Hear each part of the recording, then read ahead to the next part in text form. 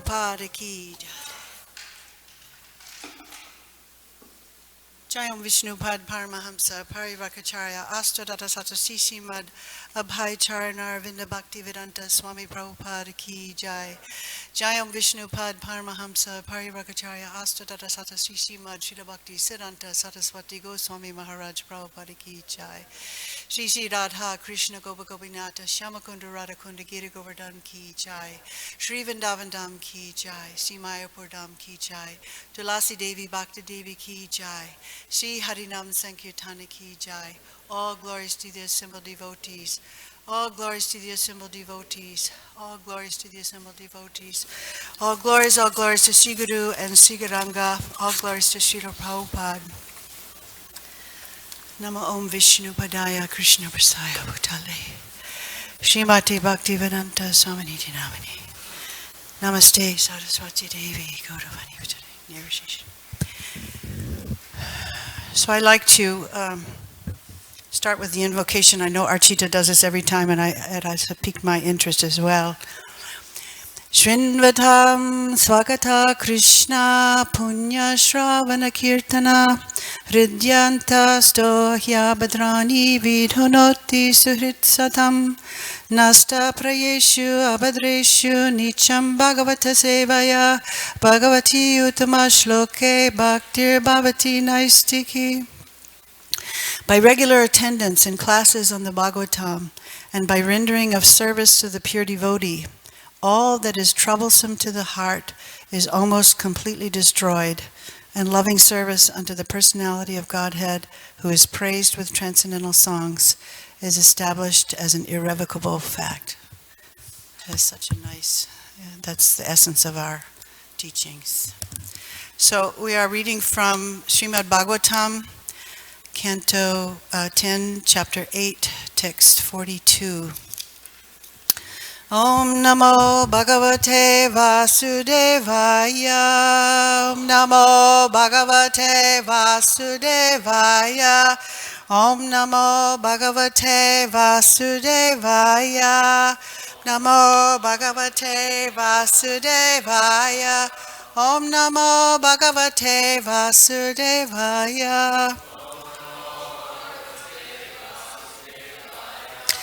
Aham mamasho patiresha me suto. Aham mamaso patiresha me suto. Vrajeshvarasya kila vita pisati. Vrajeshvarasya kila vita pasati. Gopyascha gopasaha godhanascha me. Gopyascha gopasaha godhanascha me. Yanmaya yetam kumati samegati. Yanmaya yetam kumati samegati.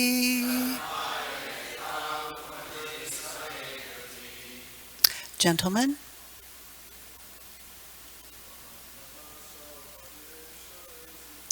Aham mamasho patiresha me asuto. Vrajeshvarasya kila vita pasati. Gopyascha gopasaha godhanascha me. Yanmaya yetam kumati samagati. Aham mamaso patiresha me suto. Vrajeshvarasya kila vita pasati. Gopyacha gopasaha godhanascha me. Yanmaya yetam kumati samagite. Aham mama shao patiresha me suto. Vrajesvarasya kila vita pasati. Gopyascha gopasaha godhanascha me. Yanmaya ye tam kumati samegati. Aham mama shao patiresha me suto. Vrajesvarasya kila vita pasati. Gopyascha gopasaha godhanascha me. Yanmaya ye tam kumati samegati. Mama so patir esha me suto. Rajesvarasya kila vita pasati. Gopascha cha gopasaha ganascha me. Yanmaya ye tam kumati samegati. Lady, okay, go ahead. Aham mama shu patiresha me suto. Rajesvarasya kila vita pasati. Gopyascha gopasaha gadhanasmame. Yanmaya ye tam kumati samegati. Ladies. Aham amara.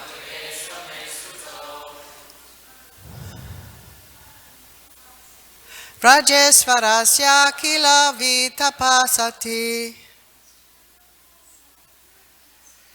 Gopyascha gopasaha godhanascha me. Kamaya ye tam kumati samegati. Aham mama so patiresha me suto. Vrajesvarasya kila vita pasati. Gopyascha gopasaha godhanascha me. Yanmaya ye tam kumati samegati. Aham, my existence. I am something. Mama, my.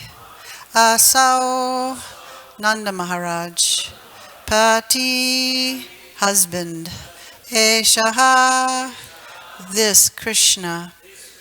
Me Sutaha is my son. Vraja Ishvarasya of my husband Nanda Maharaj. Akila Vitapa, I am the possessor of unlimited opulence and wealth. Sati, because I am his wife. Gopya Cha, and all the damsels of the cowherd men. Gopa, all the cowherd men are my subordinates. Sahagana Cha, with the cows and calves. Me, my. Yatmayaya, all such things addressed by me are, after all, given by the mercy of the Supreme. Itam, thus. Kumati, I am wrongly thinking they are my possessions. Samegati, he is therefore my only shelter. I am simply instrumental. Translation and purport by A.C. Bhaktivedanta Swami Prabhupada.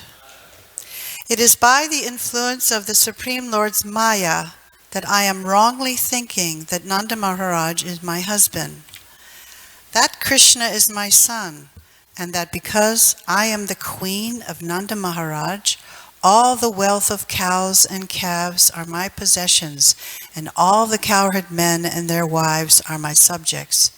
Actually, I also am eternally subordinate to the Supreme Lord. He is my ultimate shelter. Purport. Following in the footsteps of Mother Yashoda, everyone should follow this mentality of renunciation. Whatever wealth, opulence, or whatever else we may possess belongs not to us, but to the Supreme Personality of Godhead, who is the ultimate shelter of everyone and the ultimate owner of everything.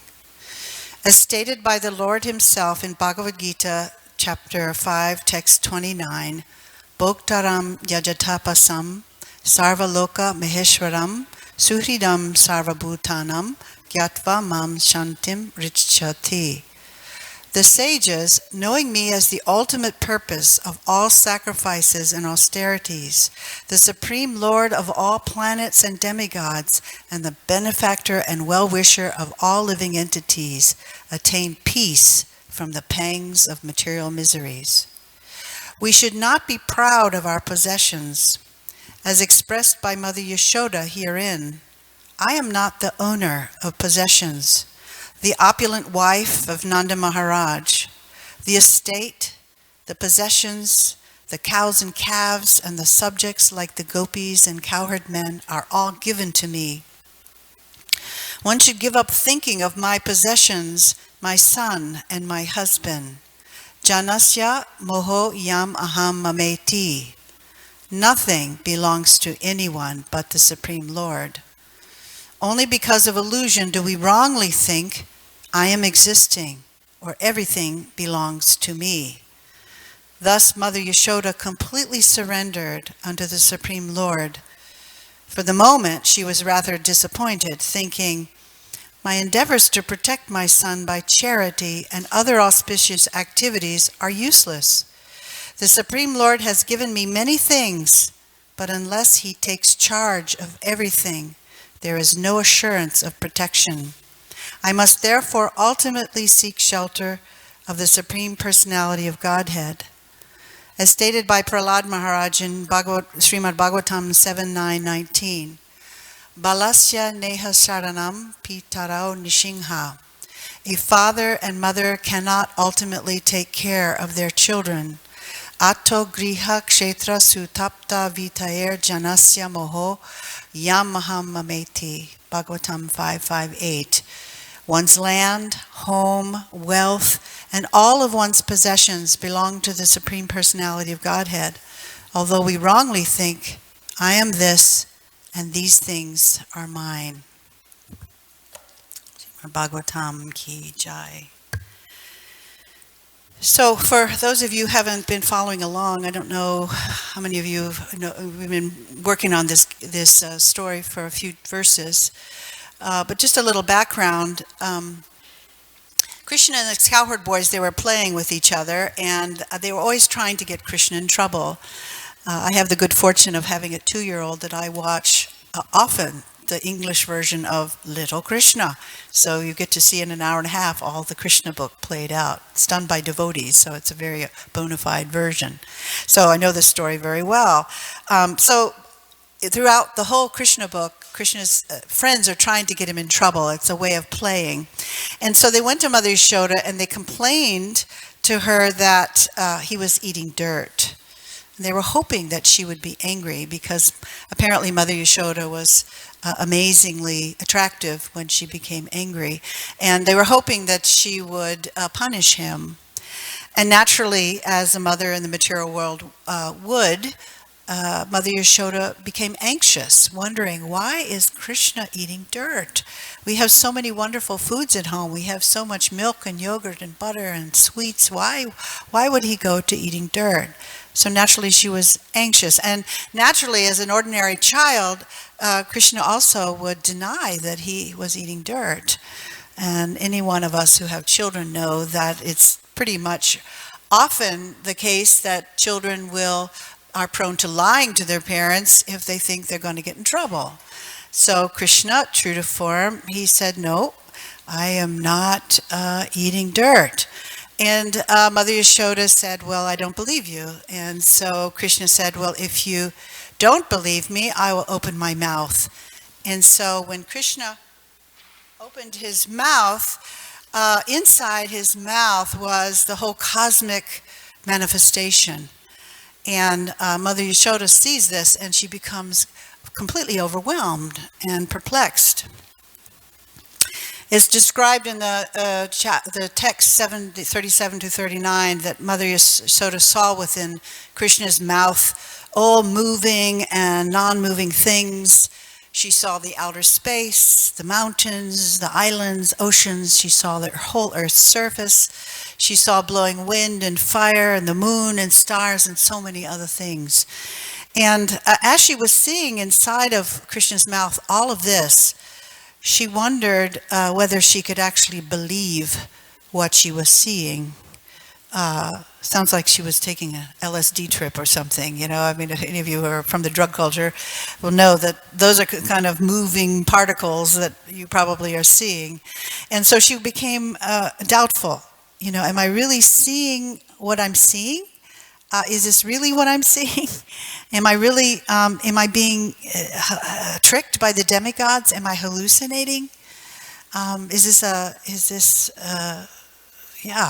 this? I'm just completely confused. So what she does next, after she's pondering all of this going on in her mind, is actually very instructive to us, the devotees.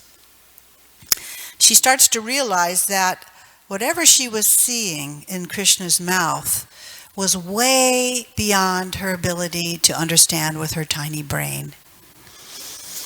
Arjuna has a similar experience when Krishna shows him his universal form, where he became confused, he became frightened, he became overwhelmed. And at that time, Krishna says to Arjuna that neither by the study of the Vedas, nor by any kind of yajna or sacrifices, nor by charity, nor by rituals, nor by any kind of austerity can I be seen in this cosmic form, in this human world by anyone other than you. And he says, do not be perturbed and deluded by seeing such a terrible form of mine as this. And then Krishna resumes his forearm form in order to console Arjuna, who by this time is terrified. And then Arjuna admits that just by seeing Krishna's gentle human form, he felt peaceful again, and all his anxiety was dispelled. So then Krishna tells Arjuna that although a person cannot know me by performing austerities, or by the study of Vedas, or by giving in charity, or practicing a lot of rituals, a person can know me by having single-appointed devotion to me. Such a person with single-pointed devotion does all their works for Krishna. They have no material attachments, and they are free from feeling that anyone else is their enemy. Such a devotee can know Krishna in truth. So just like Arjuna, Mother Yashoda was frightened and confused when she saw the whole cosmic manifestation in Krishna's mouth. And due to her anxiety, just like any conditioned soul, when she saw something beyond her comprehension, she tried to make sense of what she was seeing. Drawing from her limited experience and her tiny brain, she tried to interpret what she was seeing. And this is our tendency as well as conditioned souls. we all have the experience that when something happens in our community or in our country, on the news, we try to figure out things using our limited experience and our limited insight. It's kind of like the frog in the well who can't imagine that beyond his well there's an enormous ocean beyond it. And so he measures it by as far as he can reach with his hands and his mind. But when something happens like that, then we start to become confused. For a long time, we hear the 4 regulative principles that we vow when we take initiation. No meat, fish, and eggs, no illicit sex, no intoxication, and no gambling. And I always puzzle about the gambling one because it wasn't something I ever had trouble with. I mean, thinking going to a casino or something and playing cards for money, that didn't ever strike me as a temptation because it wasn't something I liked to do. But over time, I've learned that this gambling vow that we make is also about giving up all kinds of speculative endeavors, which could include stock market, playing some other kind of games where money or something valuable is at stake. And even more than that, in addition to that, I've come to understand that we cannot develop our love for Krishna if our minds are busy speculating about the meaning of what is happening to us or to someone else, instead of drawing from the Krishna philosophy in order to interpret what we're seeing. The reason why that's such a stumbling block is when we get caught up in speculating about what we're seeing outside of ourselves, interpreting it out of our own mind and false ego, is that we become bewildered by the material consciousness. And that's deadly in our evolving spiritual life, to get tied up in trying to figure it out.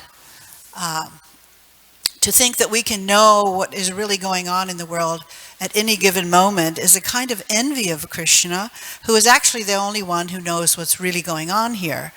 He's the supreme knower. And he has all perspectives in his mind.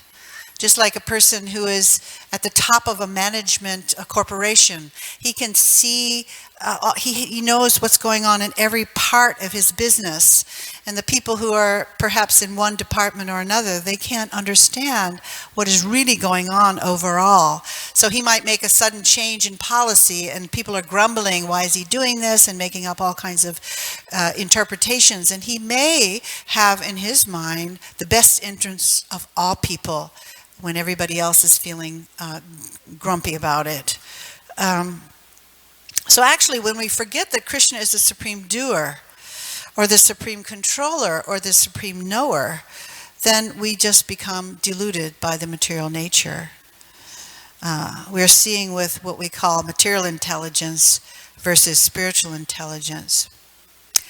Some of you may remember, it came across, I think, the ISKCON news at one point in the last year, that the deities in Mayapur were crying.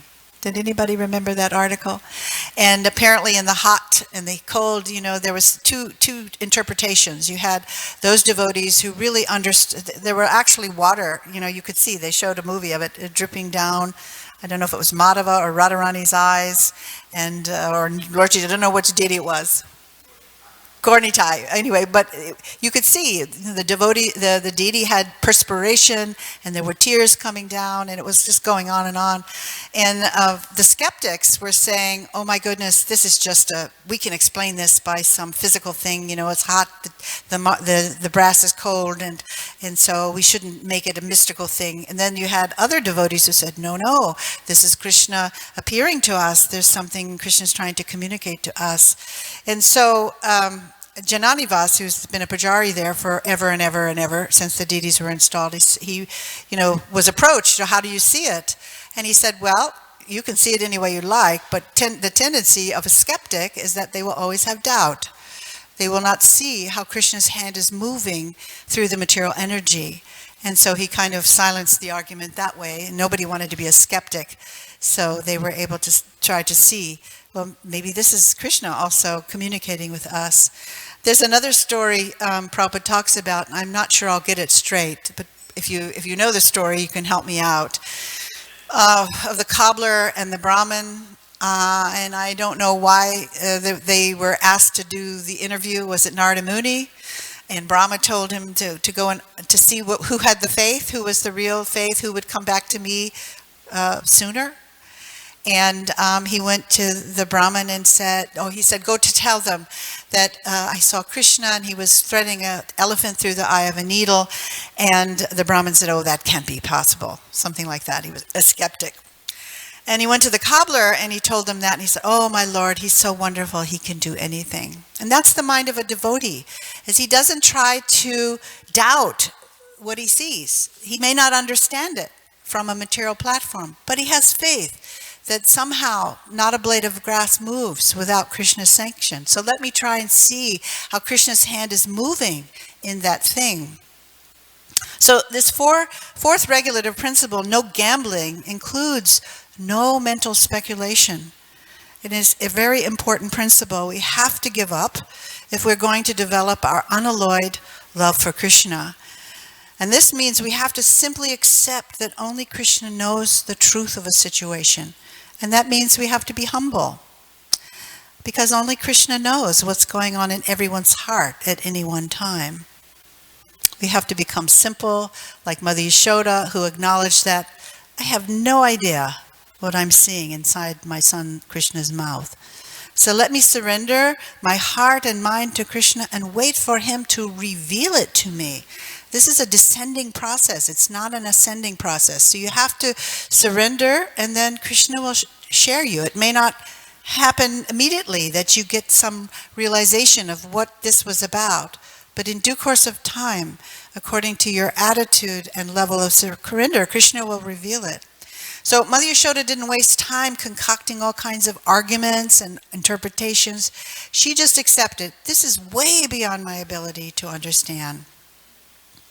So such a devotee is actually very intelligent, because they take shelter of the supreme intelligence, or Krishna's intelligence. The great philosopher Socrates, who Prabhupada considered also a great soul, in some places I think he might have even referred to him as a Vaishnava, said, all I know is that I know nothing. And that's our true position. We cannot know anything as it truly is, because we don't have all the information of a situation. Even you can look at the news, and they'll show little video clips of something. But by cutting certain pieces out, they can make you see what they want you to see. And you can even read the Bhagavad Gita or the Bhagavatam and cut out certain pieces of it to make it say exactly what you want it to say, if you have a motive or if you have some agenda. So there might be so many immediate causes for what happens to us, but the ultimate cause is always Krishna. I know that sometimes people will ask, okay, well, why is the sky blue? And scientists may have all kinds of very intricate explanations why the sky might be blue. And they feel very satisfied that, okay, now I've explained why the sky is blue, but it still does not give us the real reason, ultimately, why it's blue. You may have so many facts and figures. It's a very simple thing. Prabhupada said the sky is blue because Krishna is blue. End of story. You don't need to waste time. Even if you find all the facts and figures of weather science or astrology or whatever, it doesn't really help you in your love for Krishna. So it's unnecessary information.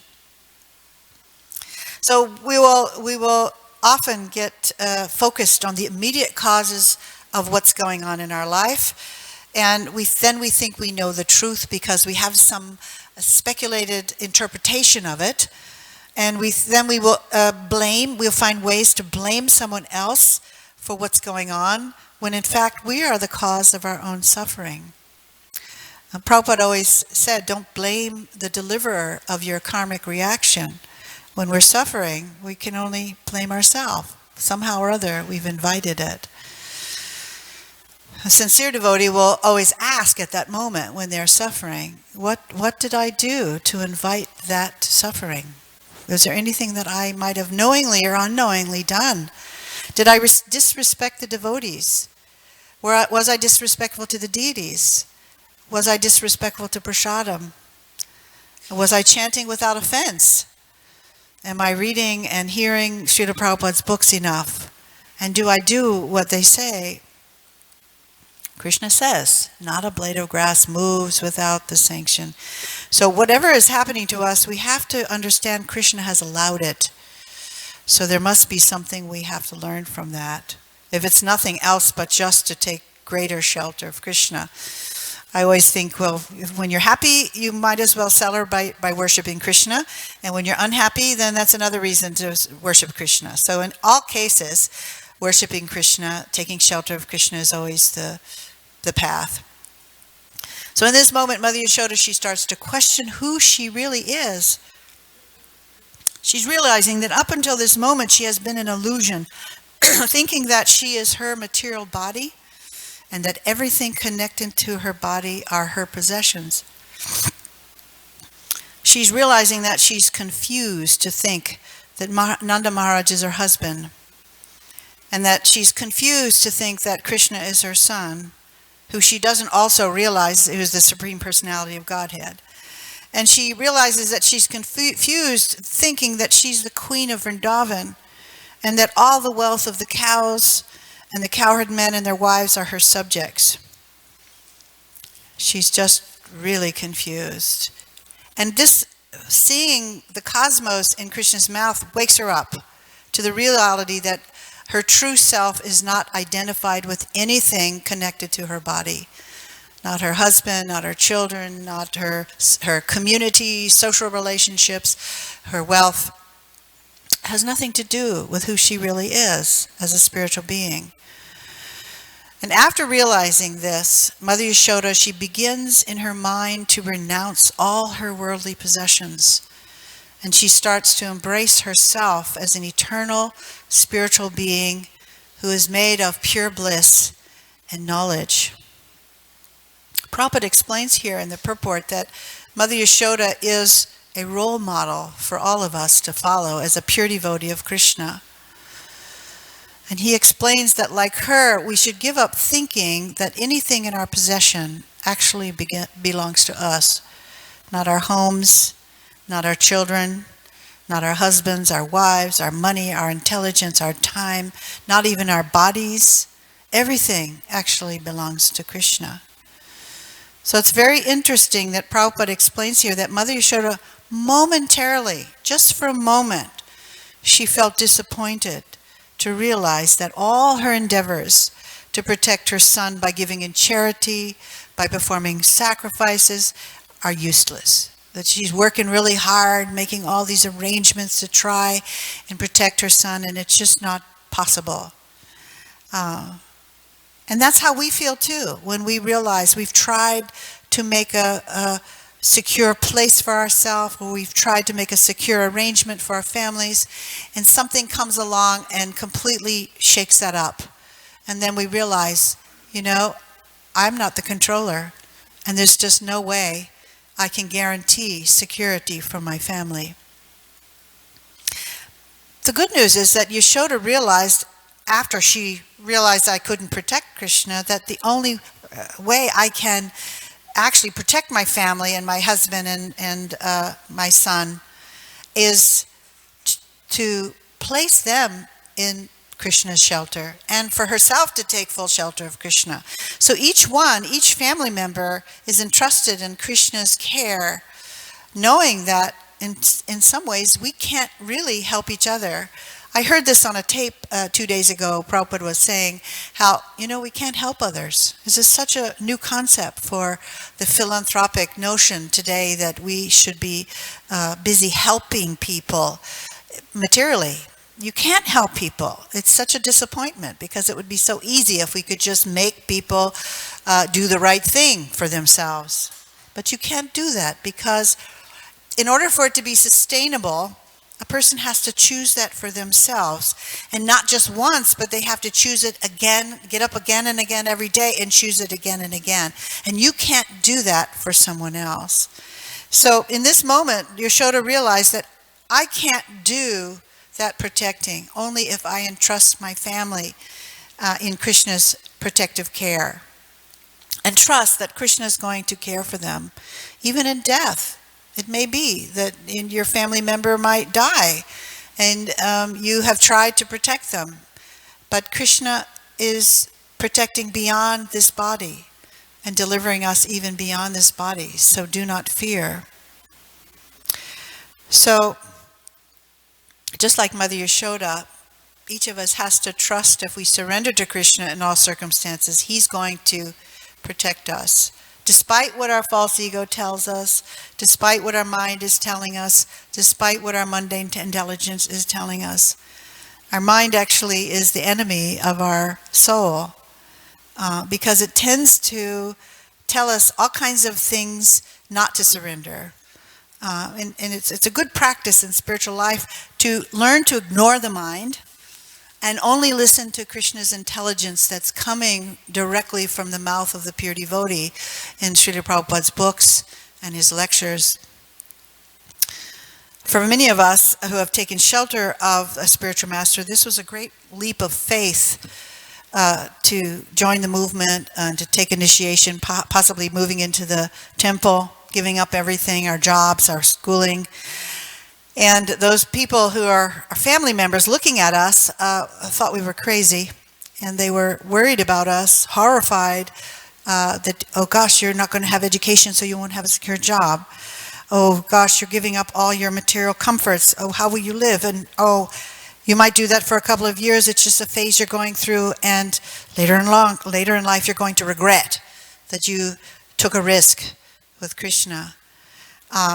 And in the material world, Prabhupada says the only thing they have to offer us in the name of security is working hard to struggle to survive, thinking that if I can just get enough health insurance, if I can get enough life insurance, car insurance, dismemberment insurance, house insurance, fire insurance, that I can finally sit down peacefully and protected from all harm. And ultimately, our desire is to try and protect ourselves from death. But this is the same logic as Hiranyakasipu. He had the same notion and the same endeavor that let me try and protect myself from death by external means. So he performed all these austerities, fasting and standing on his tippy toes with his hands up in the air until an anthill built a house or a hill around himself so you couldn't see him anymore. And due to his austerities, Lord Brahma took notice and asked, oh, what do you want? You know, you're doing all this austerity, what do you want? And he said, I just want to be immortal. I can't do that, Brahma says, but he said, then I don't want to die in the daytime or the nighttime or in the air or the land or by man or beast. And so he said, I can do that.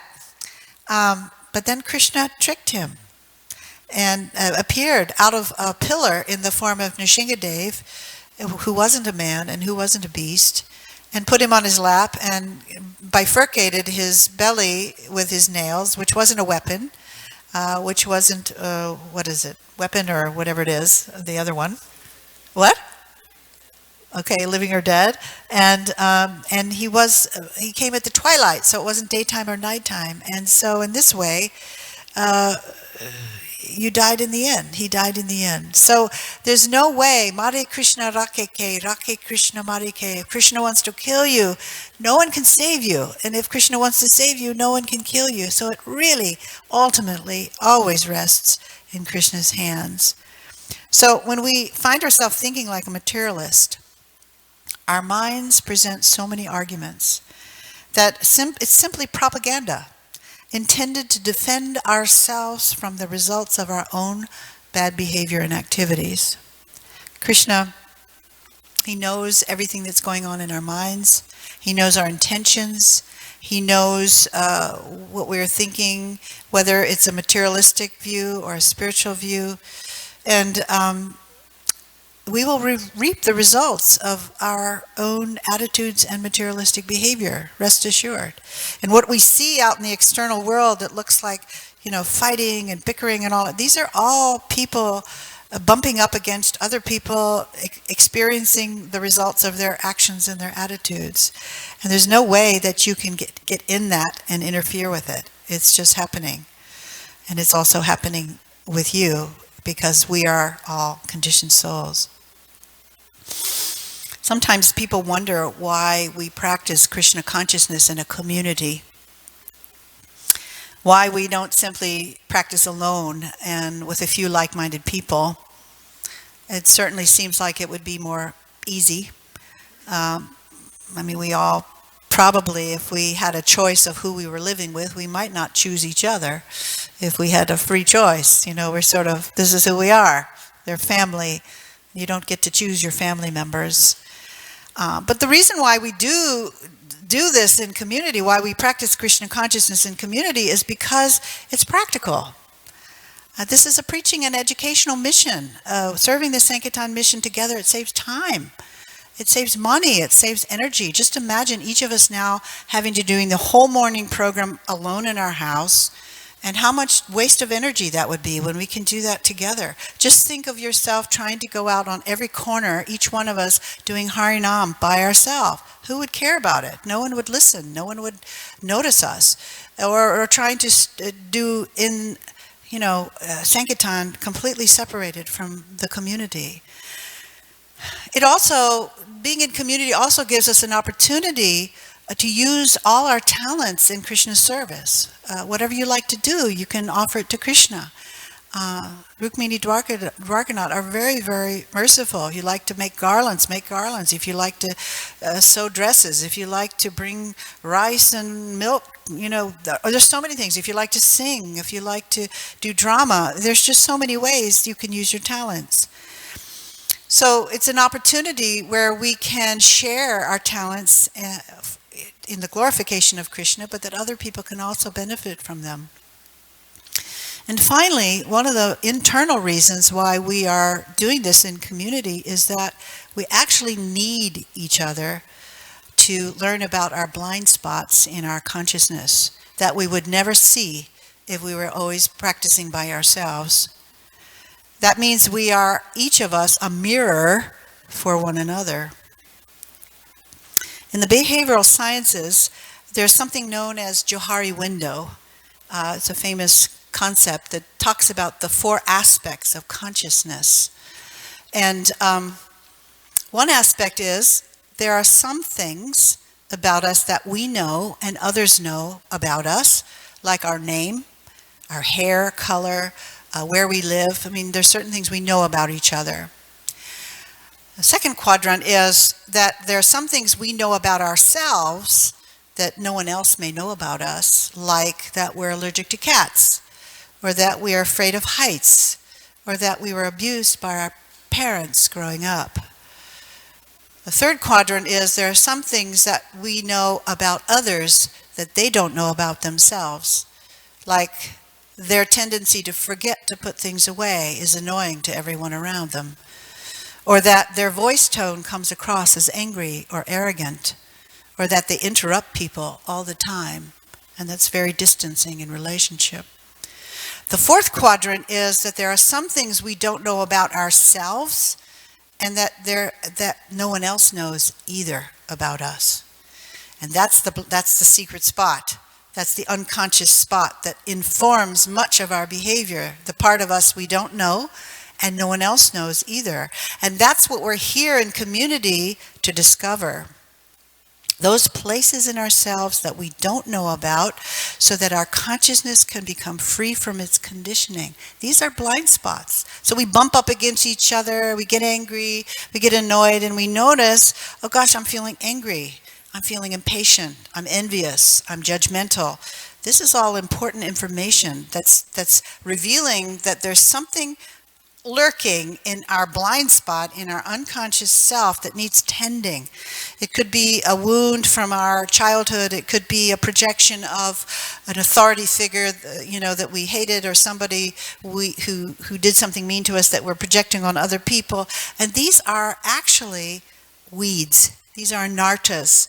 And if we don't pull those weeds out, uncover them, shed light into them, then the chanting and hearing and remembering the devotional process will water those weeds alongside our devotional creeper that need to be pulled out and it will choke our creeper out so that we will no longer be able to practice spiritual life. So side by side, we need to stop a moment when we see ourselves feeling angry and envious and judgmental of others, especially in the devotee community, so that we can see what is this really about? It's not about the other person. It's really about something in me that I'm not looking at. So by keeping Mother Yashoda's example in our vision, we can learn how to be humble and simply accept that much of what is going on around us we can't understand as it is. And therefore we have to trust Krishna's teachings as they are descending down in the chain of disciplic succession, right on down to the various authorities that are in charge of various positions here in the temple, particularly for devotees who are living in the ashram. If a person has a position of responsibility in the temple, they are Krishna's representative. And Krishna will reciprocate with us through those representatives. This whole organization, ISKCON, it works like an army or a hospital or even a corporation. Prabhupada used to refer to ISKCON as an astra or a weapon. That when we work together to spread Krishna's message, then this whole movement as an organism has the powerful ability to destroy the demonic mentality of this material world. So in order for us to be effective, we have to work in solidarity with each other in spreading Krishna's message. Particularly here in Los Angeles, we are on the front lines. And when you are a frontline soldier, there is no time for bickering or complaining about the way another soldier has shot his arrows. Just imagine you're on the battlefield, you're on the front lines in Iraq or on Kurukshetra or wherever, and the commander says, hurry, shoot, you have to shoot now. And he says it roughly because he's anxious, and he's anxious for the whole army. And the soldier goes, well, I didn't like the way you said that. And so I'm not going to do that because you didn't encourage me enough, and you didn't motivate me. And so in the meantime, you're getting completely massacred as a camp because you're completely on the mental platform. There's no room for that. You know, we're in a very passionate endeavor here to try and conquer the modes of material nature that are killing left and right people's spiritual lives. And so sometimes it's rough. Sometimes it's not polite. Sometimes it's just, you've got to get over yourself. If you want to be part of this army, it's just not going to always be roses and flowers. We're working together. And we have to do what we need to do to try to see Krishna's hand in what's going on, happening. Have to hold tightly on the authority that is immediately above us in the institutional hierarchy, just like in a military, just like in the hospital. Doctor prescribes, nurses have to do exactly otherwise you're killing a patient. It's a life and death mission. Spiritual life and death is in the balance. It's a descending process. We cannot jump over like monkeys and think, oh, I'm too advanced. You know, I should be doing more exalted service, but this is what I've been given to do. So let me accept. This is just what Krishna wants me to do. So it's Bhagavad Gita as it is. It's not Bhagavad Gita as I'd like it to be. It's just being able to accept what is part of surrender. So this is the purport of Mother Yashoda's example. So I'm going to stop here. Thank you very much. Any questions or comments? I know it's time for Maha Sweets. So anything, yes.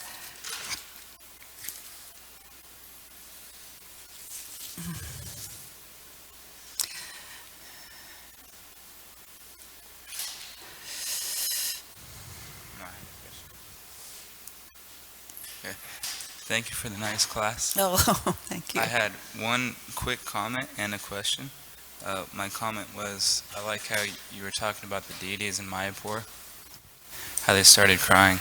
And I think they started crying because Jayapataka Swami was actually leading Kirtan at that time. Okay. So they started crying. I didn't know that piece. Thank you. And, okay, so my question was, in the purport it's talking about real renunciation. Mm-hmm. We should give up our pride of thinking that the things related to our body are our possessions. So I was wondering, how can we give up the conception that, or trying to make other people think that we're like spiritually advanced, or wanting others to see our good qualities, things like this. So how do we get rid of that? How do we get rid of, let me make sure just that I understand you correctly, how do we get rid of the notion that I have spiritual qualities and I'm spiritually advanced? Or wanting other people to see that? Yeah. Yeah, it's really hard to control what other people are seeing about us. And even if you think you're fooling other people and making them think that you're very advanced, you'd be surprised. People probably aren't believing it if you're trying to do that. How to give it up? My sense is it requires more absorption in hearing and chanting. You know, you can't maintain that attitude with your mind full of the glorification of Krishna. Because if your mind is absorbed in knowing Krishna's position and my position as a fool, a rascal, a conditioned soul, then you can't, it's like you can't have those two thoughts simultaneously in your brain. Even Prabhupada, I've heard him say, admit, I can't be like Haridas Thakur. I am a conditioned soul. The thing that makes me a pure devotee is I'm just repeating this. So we might as well all, right here, right now, understand we're all conditioned souls. Even Prabhupada was saying that about himself. So the notion of trying to pretend otherwise is pretty stupid. It's like, I don't know. You need to wake up to that. And if you can't understand that by realization, Krishna will show you by feeling. You'll get a plenty of punches in some weird way. And our teacher's going to tell you the real answer. I wanted to thank you for a wonderful class, Rambhoru, and wish you safe travel to Australia. And Mayapur, you didn't say that. I'm going to Mayapur, yeah. I think you answered it nicely in your class when you said about the importance of living in community. Let's say you're a book distributor, and you're going out and you're doing 50 books a day. If you know the history of ISKCON, and that Harinamananda did 900 big books in one day, then you have to feel humble. Yeah. So when you're living as part of a bigger community, an international community, no matter what you're doing, somebody's already done it twice as good, 3 times, 10 times as well. So what is there for you to feel puffed up about? It's like the Brahma with 4 heads, right? In coming in contact and realize Brahmas have hundreds of heads, some of them. I'm not sure I answered your question, but Kriya Shakti is going to tell us. Going to tell us the answer. This is regarding seeing Mother Jasoda seeing the universal form in Krishna's mouth. That there's some really nice video footage of Srila Prabhupada on a morning walk, and this pastime is being discussed, and Srila Prabhupada is telling the story, and he plays the part of Mother Jasoda looking in Krishna's mouth. Oh, really? And his eyes get really wide. You've seen that look of Srila Prabhupada, his eyes are like saucers. So it's very sweet if you have the opportunity to see that. Yeah, you have to show me. Okay, nice. Yes. What? Oh, I will be a month. I will be 2.5 weeks in Mayapur, and I'll be coming back on the 29th of February. And then I'll be sleeping for 2 days probably. Thank you. Thank you so much. I'll try to bring some Ganges water if I can. That would be nice. Hare Krishna. I just happened to be reading the 11th canto. There's a chapter called The Process of Deity Worship. Yeah. And it says in one of the purports, I imagine it's a commentary of the Acharyas, that Mother Yashoda is an example, a very good example, because she came to this conclusion that we're reading about today, that she's an example of what is an Uttama Adhikari. Yeah, just be simple. Yeah. Nice. Just see only that it's Krishna. It's all Krishna. There's nothing else. Actually, to see it any way differently, to see things separately from Krishna, is a sure sign that you're under the influence of passion and ignorance. Just like, oh, he said, she said, he did that, they did that to me. Then you can be sure you're not in the mode of goodness anymore. You're completely bewildered. Thank you. Thank Hare you. Krishna. Happy breakfast.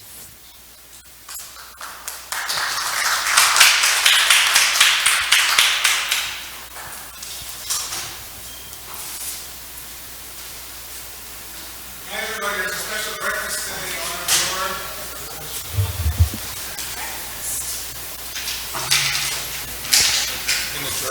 Is it off?